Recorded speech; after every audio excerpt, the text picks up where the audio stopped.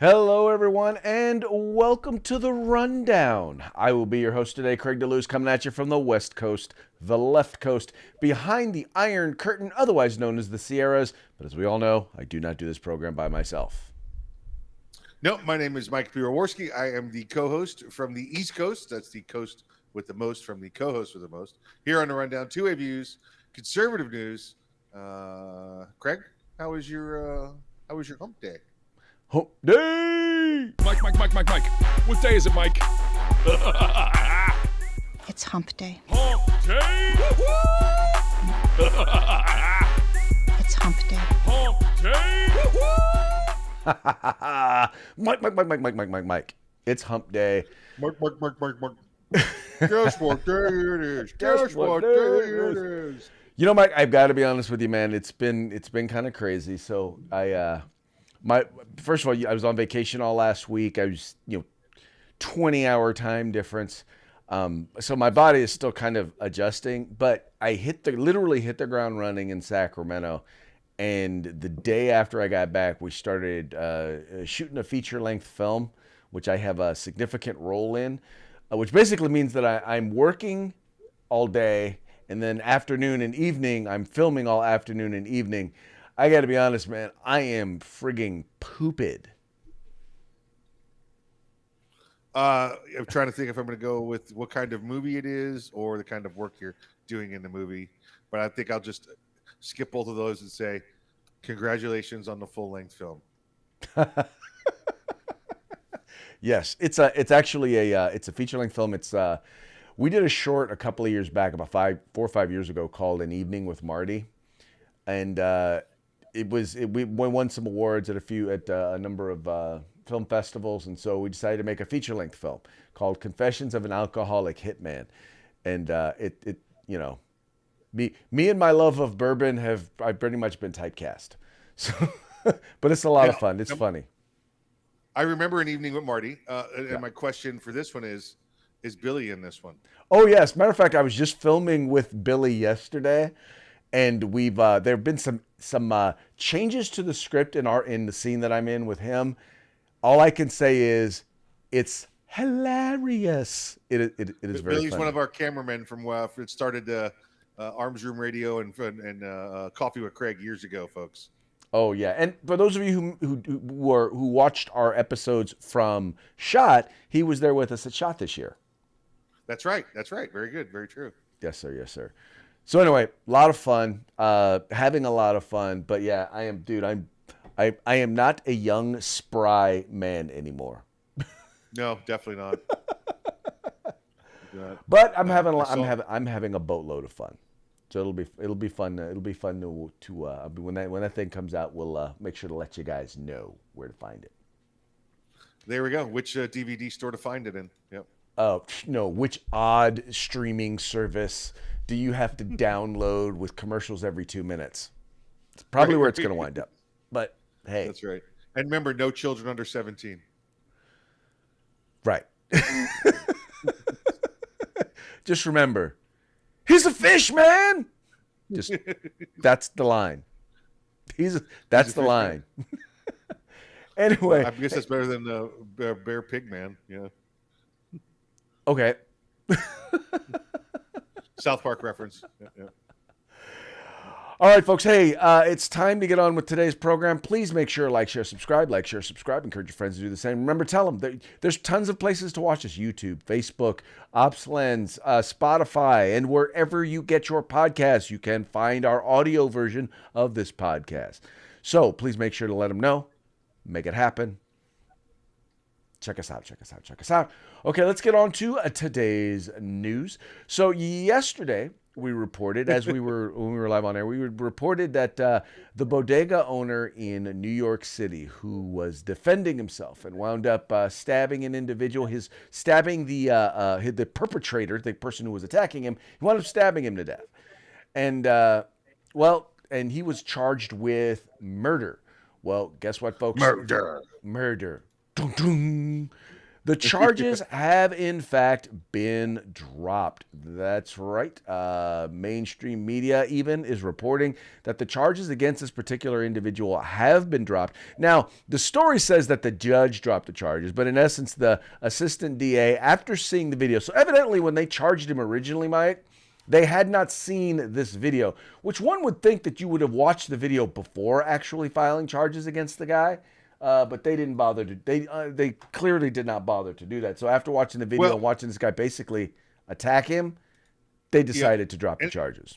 Here's the difference. Listen, now you and I, because yesterday while we were talking about the story, I was checking to make sure that because I'm like, well, this could be dropped any moment now. Let's see. This has been a couple of weeks, and as we were doing the show yesterday, they had not been reported as dropped. Then, of course, the moment we're off the air, they're like, oh, they said they dropped it like 4 hours ago. Like, well, how can that be? So doing the research today, going to multiple sources, what I found out was, one, you're right, the judge did not drop the charges, which is why maybe that story is coming up weird. It's the state attorney there dropped the charges, and the judge just signed off on it. So the judge just agreed to drop them. And it wasn't like it was the judge made the decision. So, but here's what I found, Craig. New York is one of those states where if you claim self-defense in a homicide, that's what this ended up being, a justifiable homicide in this case, that the state attorney then has to do the examination. So they saw the video ahead of time and said murder, second degree. But then after the defense claims the self-defense, the burden's on the state to prove it wasn't self-defense. So the burden's on the state in this case. So they had to do an investigation to determine it wasn't self-defense, and they were unable to get the facts they needed to prove it wasn't self-defense. They could not go before a grand jury until they had proven that, and they could not prove that. So that's why this ended up taking a little while, because he had to claim self-defense first. Now, that's the legalese load of crap why it took 3 weeks, 4 weeks to do. Anybody that watched this video on day one should have been able to tell that this was self-defense. Exactly. But you had an overzealous prosecutor who went after, a light-skinned dude who harmed a black-skinned dude, and that's not legal right now in New York City. Well, yeah, because if you are black and you attack somebody, and you are the victim. Society has, done this to you. So therefore, society has forced you, white supremacy has forced you to attack, someone else. And so therefore, you cannot be held accountable for your actions. Yeah, and that's what's gone on in Manhattan. In Manhattan, you have an African-American state attorney, the state attorney. It's not Jack McCoy, as much as we'd love it to be Jack McCoy. And the policy has become black individuals are the victims. So that's what they decided when they saw this video. Exactamundo. All right, moving right along. Now, here's another incident. Now, yesterday, we put the two stories together of individuals who basically had stood up, and we talked about how people are fighting back, right?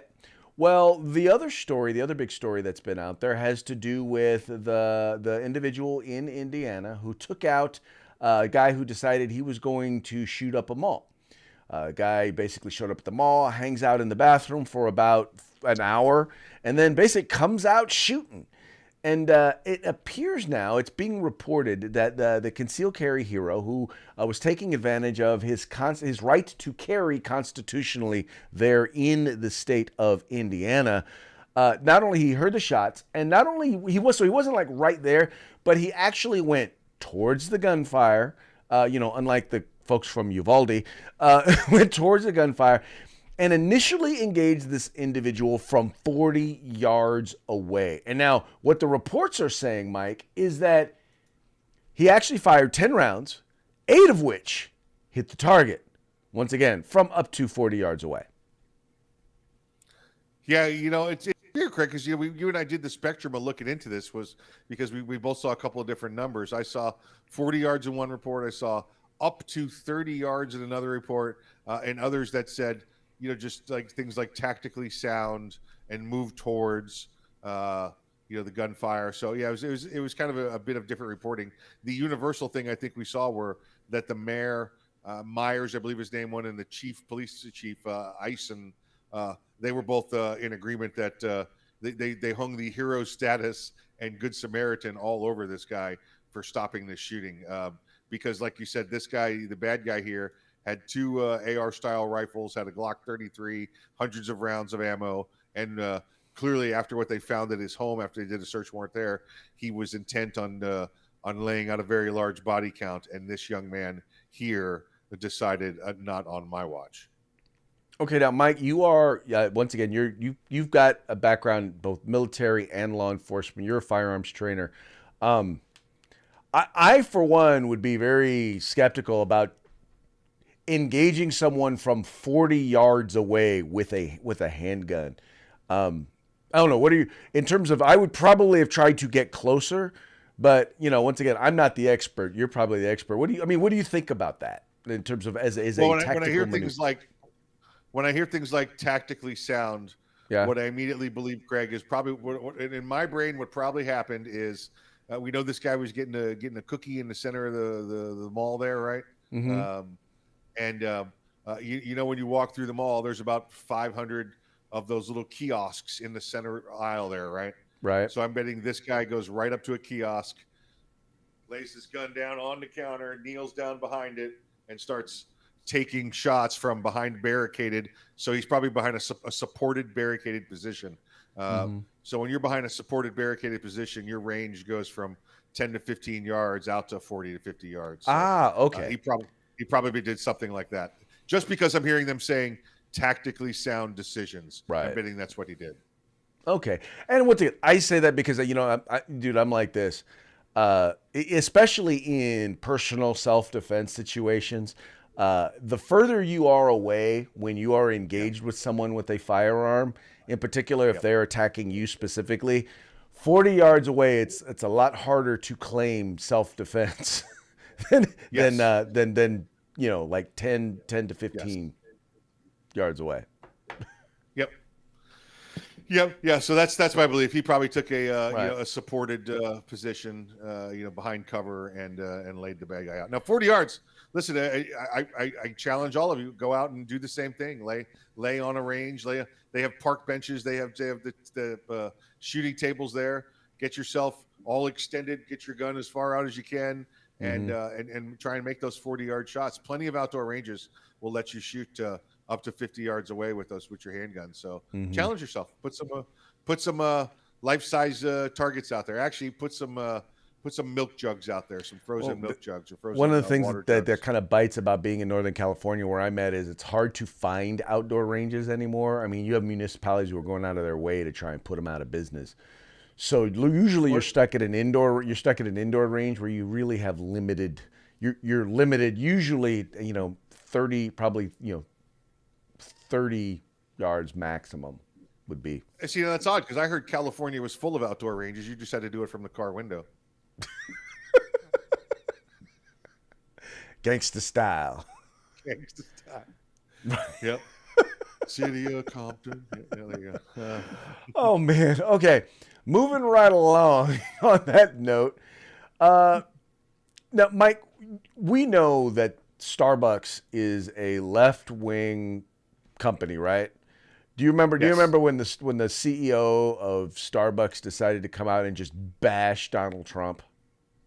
Of course, yeah. Right. So he went out of his way. It was like 2017 or something like that. He went out of his way to try to sort of bash Donald Trump and bash Republicans, and we all know there are a bunch of left-wing loonies over there. Well, a new video has surfaced, and I have to be honest with you, I have tried to find the actual video. But there's a new video of the CEO of Starbucks. For those of you who do not know, they're closing They're closing down 16 stores in various cities across the country. All of them in liberal left-wing cities where crime has gone rampant. Here, let me look down here further in the stories. The cities that they're closing the stores in are Portland, Seattle, Los Angeles, and Washington, D.C. And Mike, basically what he's said in the shutting down of these stores is that, well, basically crime has gone crazy and we can no longer afford to keep these stores open because there's just too much crime. What? Too much crime at a Starbucks? The crime is what they charge you for coffee. That's the crime there. In fact, I saw them now. They don't call it Starbucks anymore. They call it $8 because that's the average price of coffee. $8 for coffee. Now that's robbery. That's a crime right there. That's what I'm saying. That's the robbery. They're charging the people that work there with the crime. Yeah, listen. So here's a guy who turns out to be extremely left liberal, right? And criticizes the president and his law and order policies, and supports the whole defunding of the police, and supports the BLM movement and all of that. And now he's got to shut down because there's too much crime in his stores. Do you see what's going on? Do we have to draw the line, or can you just look at it? It's pretty karmic, right? That it happened to this guy. Oh yeah, and it's okay. So here's what's funny. As I'm reviewing the story, I actually came across the video, so I'm actually downloading it right now, so that we can play. So you can hear his exact words. But yeah, we're seeing this happen in a lot of instances, and you're seeing a big separation in the left, especially when it comes to various different things, crime. And here's a business owner. You would think a business owner would know better, would know that, look, if we're not enforcing the law, then there's going to be problems. I mean, you would just think that would just be a given. Yeah. There's the left that, you get the chick in the wool cap with her little glasses on who stands out there screaming and yelling, holding the sign up. Everybody's seen the picture of her, crying and screaming and yelling at everything and all the left's policies. But when the businesses start to do it, I think they thought that it was good to follow that trend because look at all these people. This is our demographic. We want to continue to serve them coffee or whatever our product is. But here we are now 4 or 5 years later, and they've realized, crap, we picked the wrong team, bro. We picked the team that's getting us robbed every day. We picked a team that went against law and order. Cops, they like coffee, and here we are going against them even more. So I think they're finally doing the whole. Right. Oh crap! Like Dick's Sporting Goods, we know they made some wrong choices, and we can go on with a list of other companies, Coca-Cola, Levi's, Delta Airlines. They've all slowly come back with their hey, pro-government policies. Yay, we're on your team. Remember us? Right. So I found it. Here it is. I got it uploaded. Here's the comments that he had to make. He said, "And how America has become unsafe." But you all read the press release of the last couple of days about the fact that we are beginning to close stores that are not unprofitable. But we're closing stores as a result of the co-creation sessions that we've had. Almost 60 now, 25 in the SSC and the rest in the field. We had one yesterday. Okay, well that's all. God darn, that was the only part of it. Oh wait. Okay, here. See now I got a second part of the video. Here, let's see if I can pull the audio and make it faster. Can you hear that, Mike? In my view, at the local, state, and federal level, these governments across the country and leaders, mayors and governors and city councils have abdicated their responsibility in fighting crime and addressing mental illness. And we are going to have to He's still in denial. transform and modernize many of the things we do to meet the needs of our customers.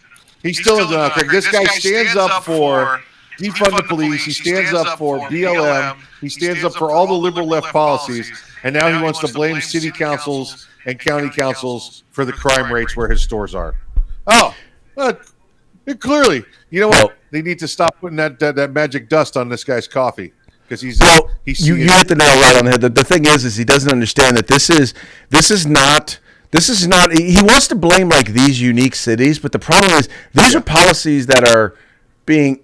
I'm sorry, I got to bring the sound down. I realize folks. I apologize if we're peaking a little bit. I had it turned up so that we could hear this video, but going back to that again. the thing is he's denying that this is an ideological, this is a philosophical position that him and his allies on the left have taken, or at least his allies on the left have taken, and he's acknowledging that it's not working, but he's not acknowledging that he and his company, with the money that they spent and the policies that they've promoted, led to this. Yeah, listen, list those cities again, Craig. These weren't happening in Republican cities. All right, these were happening in Seattle, Democrat-controlled cities. Yep, it was happening in Portland. It was happening in Los Angeles. It was happening in Washington D.C. That's who. Those are the cities that have been removed, that have lost Starbucks. Listen, Portland, the number one place, right? Right. You know, that we know that liberalism took over and the police left town. You know, Seattle as well. Listen, there's dogs in Portland, Craig, that are pooping all over the place because they don't care about your leash law anymore. All right, even the animals know that the cops are not enforcing crime there. So hey, I tell you, I guess go get yourself a free Starbucks cup of coffee before they leave town. Well, you know what's funny is you notice it when he said there was these. It's not that these stores were not profitable; these were profitable stores. But he's like, look. His employees aren't safe there. His people aren't safe there. His customers aren't safe there any longer. Yeah. Which, by the way, would have probably meant that it would have been sued and, well. Right. Which means it's not profitable. You know, it's just, they're losing money because they're getting robbed. They're losing customers because they're getting robbed. Right. They're losing money because they're getting sued, which makes them a not profitable place. So. Right. Exactamundo. So, anyway, folks, those of you out there who are call yourselves liberals and are supporting the soft on crime or decriminalizing crime or social justice, releasing people from prison, just know that it's those policies that are leading to these increases in violent crime. And I get why you wanted to do it, but I think we have ample enough evidence that social experiment has been an utter failure, and it's time to get back to enforcing the law. And again, like I said, most other places have done it. Even the big corporations have slowly changed their policies to get back on board. Yep. But evidently, Starbucks thinks that he's still got a dog in the fight, against conservatism and the rule of law. So, yeah, well, yeah. Good luck with that one. Yeah. All right. Yeah. Okay, the next one. Okay, Mike, have you heard about monkeypox? I gotta ask real quick. You're the one that just got back from a tropical island. You should be telling me about monkeypox. Well, okay. Well, first of all, monkeypox is not a quote unquote a tropical island thing. It's actually a disease that, as I understand it, deals with it's basically a very, very ugly rash and lesions that wind up appearing. Now, the interesting thing about monkeypox, Mike, is that it's the only way in which it's actually spread is by close, physical, largely intimate, prolonged intimate contact, which, by the way, is closely tied to, well, sex, right? Pretty much sex is the number one way in which this disease is being spread. But you've now got an instance now in San Francisco. You have people who are protesting, and they're upset at the federal government's response to what they considered to be an avoidable outbreak. Now, Mike, what I find odd about this whole entire thing is this. Yes, it is an avoidable outbreak. And here's the way in which you avoid contracting monkeypox. Don't go having random sex with unprotected sex with people you do not know. Now, how exactly is that the federal government's fault that people are doing that? Hold on now. Let me see if I can follow your train of thought here. You're saying that you shouldn't have intimate contact with people you don't know. I'm saying that when you know that the number one way in which monkeypox is spread is through unprotected sex, my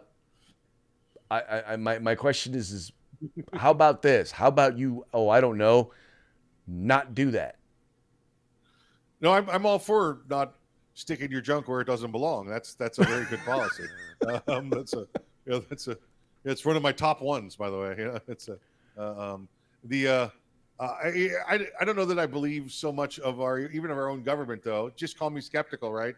How many years did this nation suffer? Did the world suffer with the AIDS epidemic? Because it was originally gay sex related. Remember, it was called GRID first, the gay related immune disease. And then they come to find out how it can actually be spread, and then they get retrovirus and actually not cured, but preventable, or should be treatable now to where it's undetected.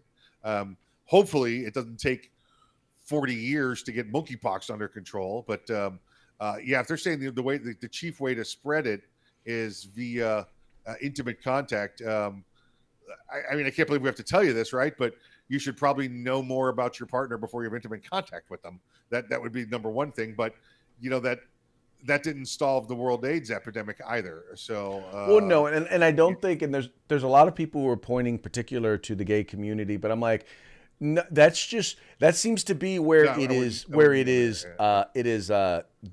there is an abundance of it now, but the fact is that it is not gay sex that spreads monkeypox. It is, once again, intimate contact, which means doesn't matter who it is, doesn't matter what the sex or the gender is.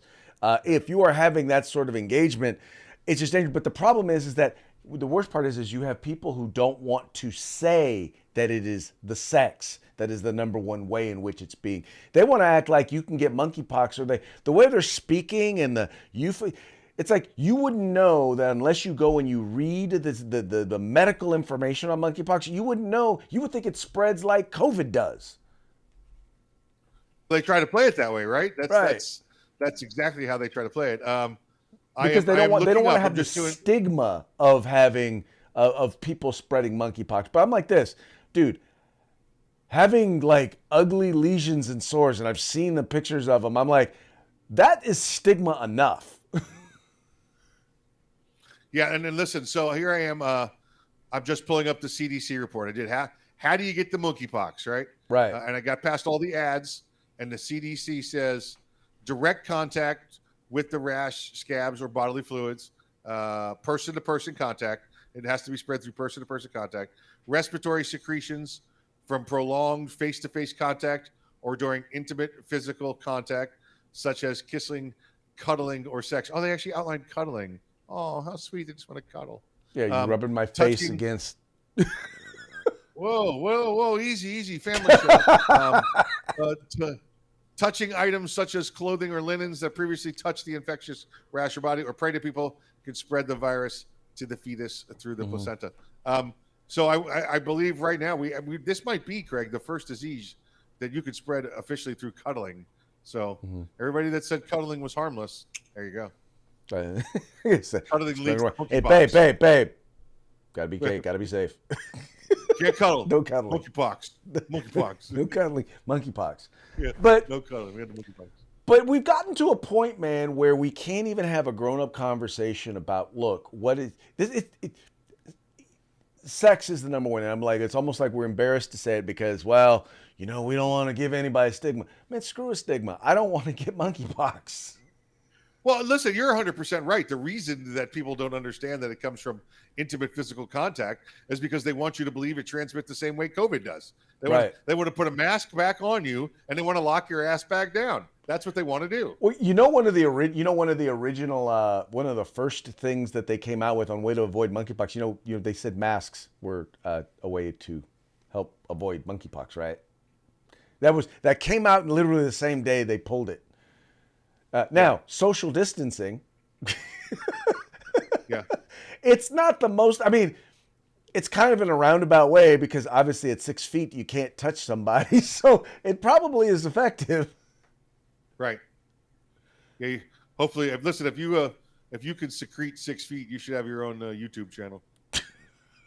Okay. On that note, we're going to move on. Done. Pornhub, maybe? I don't know. We're done talking about the monkeypox. All right. Moving right along to our part. Way to kill the topic, Mike. You did. You killed it. All right. So we've got actually a couple of parting shots today. The first one, I think, speaks to speaks to wokeness and what happens when you are not allowed when you allow social justice to take over, and when the social justice police take over, you actually wind up harming the people that you say that you want to support.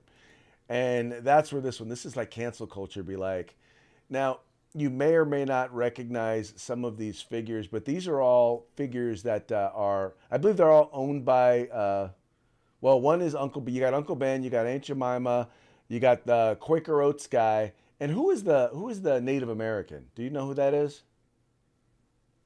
Oh, you're trying to make me sound like the racist now because I don't know. I don't know who. I'm just telling you right now. I don't know who it is. Listen, for the record, folks, I'm staring at a monitor that's about 3 inches by 4 inches. I can't see it. You're trying to make it seem like I don't know who it is. I'm going to go with Pocahontas. Probably. Okay. Anyway, so in the picture, what they do is they zoom in, and then all of a sudden in the second picture, there's just the Quaker Oats guy, Aunt Jemima, and Uncle Ben. And then all of a sudden in the third one, there's just Uncle Ben. There's just a Quaker Oats guy and Aunt Jemima. And then it's just, the white, gray-haired old white guy from Quaker Oats. He's the only public figure left from these products, and it's deemed to be progress. And I still remember the meme, Mike, when it came out, when they were talking about how basically, two icons of marketing, Uncle Ben and Aunt Jemima, have been now put out of a job. They were icons representing their product brands, and they are now gone. They don't do a lot of funny stuff anymore, but Saturday Night Live did one of these skits on this about 3-4 years ago with they had a board meeting, and they literally, Aunt Jemima and Uncle Ben were at the board meeting, and they fired him, and they told him, sorry, you just got to go. And the argument was, but I need a job. And they were like, sorry, people can't handle seeing you right now. Right. Okay, now our next one, Mike, I believe, and I really appreciate, so I came across this. This is video evidence. So I believe they're going to be playing this at the next January 6th committee hearing. They were looking for evidence of violence by Trump and his supporters, that he colluded with his supporters. Investigative journalism right here. Right. This is investigative journalism. And you guys are going to want to see this, because this is going to be all over the news. This is hurtful. This is hurtful to see, because this is the proof of violence. This is hurtful to see. You and I have said forever and ever there was no violence, but here's the proof. Michael has been proven wrong. It doesn't happen often on the show, but it does happen. I know. Right on the sidewalk if you're gonna ride a bike, asshole. What was that? He flicked you off, dude. Is that what that was? He flicked you off, man. He did. Son of a bitch. On his shoulder, huh? You want to egg him? Yeah, I want to egg him. You got eggs? No, that would have been good, though. That would have been good, You know what? I'm gonna fire a beer across his bow, ruffle his feathers. Yeah, give him a good scare. Yeah, no, I'll get him. Thank Get up real close to him. Hey, asshole! Oh, shit!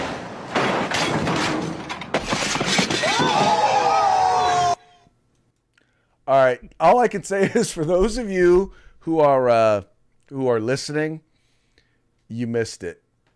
All I can say is you missed it. We'll have to make sure to include that video in the comment section. So if you want to go to us on YouTube or on Facebook and watch the video, it is hilarious. You want to tell him, Mike, exactly where that all came from?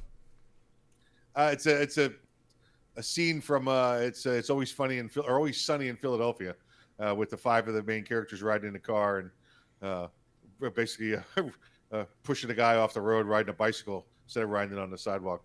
So Right. you get a little bit of everybody's voice in there. So it's and then this video is the mask over of faces with who'd you have? Donald Trump, Elon Musk, Don Jr. Excuse me, it was Eric Trump, Ron DeSantis and Marjorie Taylor Greene. Yeah, and there you go. Yeah. And who was the bicyclist? Oh, it was the president himself, Joe Biden. Yeah. Yeah. Now, folks, we are not advocating for violence against the president. Let us be clear. We are not advocating for violence against the president. Not advocating for violence at all. It was hilarious. It was funny. It was funny. It's called a joke. For those of you who are offended by it, you probably shouldn't be watching the show. Yep. There you go. Don't do All it. right, Mike, it's about that time. Shout out to our sponsors.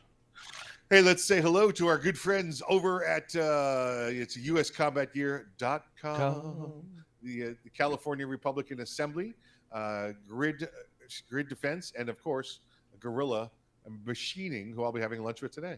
So let's say hello to all of them. All Not right. today, tomorrow. Already had lunch today. There you go. All right, so folks, here's the dealio. Look, like I tell you every episode, the links to these folks, to all of our sponsors, is in the description of this video. Please go there, check them out. If you see something you like, make sure you spend some money with them. Make sure you donate whatever it is that they're looking for, and make sure you tell them that the folks over at the Rundown sent you. With that, we're going to call it a day, and we're going to come back tomorrow on Thirsty Thursday. Very much appreciate you tuning in. Appreciate you liking and sharing and encouraging your friends to do the same. Mikey, any parting words? Yeah, watch out for the monkeypox. Watch out for the monkeypox. Talk to you later.